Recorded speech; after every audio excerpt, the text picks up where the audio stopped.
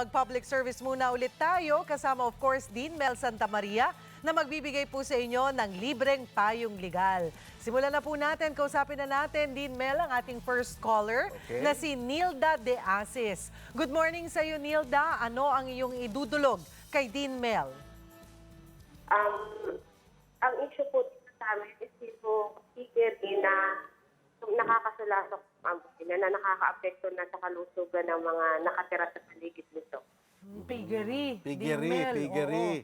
Oo, talagang masama ba ho ang amoy na? Maingay na yung mga sigaw ng mga baboy habang kinakatay. Ganun na ba ho? Hindi po. Bali, ano po kasi, dati po kasi yung laki ng piggery is normal lang. At yung alaga nilang doon is tama lang. Konti lang yung bilang.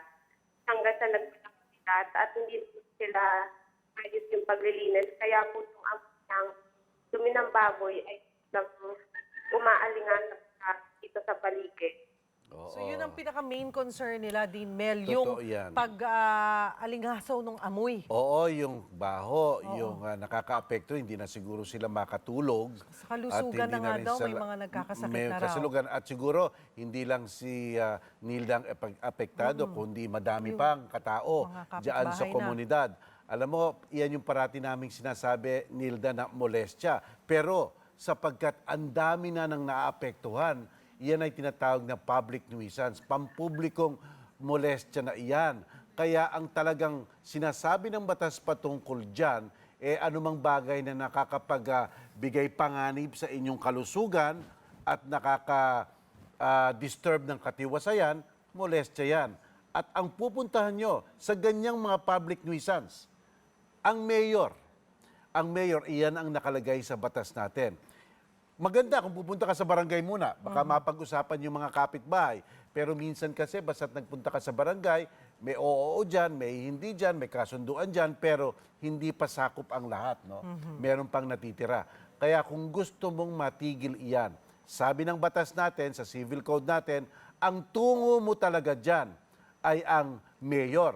At sa tulong ng health officer, kung makikita ng mayor na talagang malubha talaga yan, sagabal talaga yan, molestya talaga yan, pahihinto niya yan.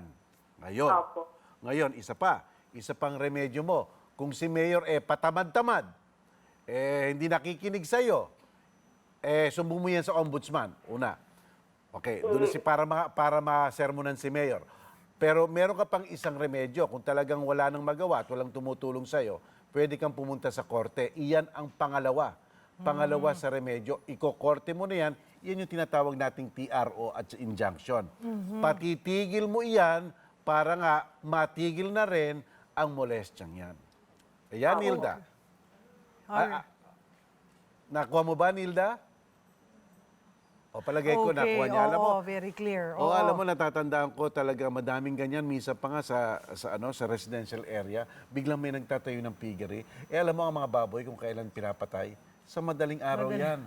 Kaya tuwing imbis na tilaok ng manok, may maririnig ka ng mga iyak ng mga pigs. Kinakatay na, umaga na.